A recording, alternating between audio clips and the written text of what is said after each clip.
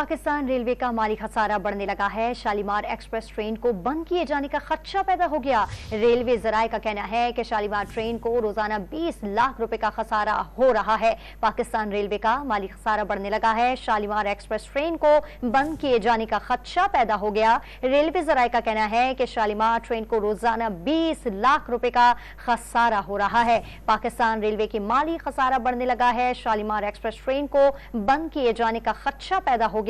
Railway जराये का कहना है कि शालीमार ट्रेन को रोजाना 20 लाख रुपए का खसारा हो रहा है। बात करते हैं डॉन न्यूज़ के नुमाइंदे अदनान शेख से। अदनान बताएगा, शालीमार ट्रेन को कब तक बंद करने का इम्कान है?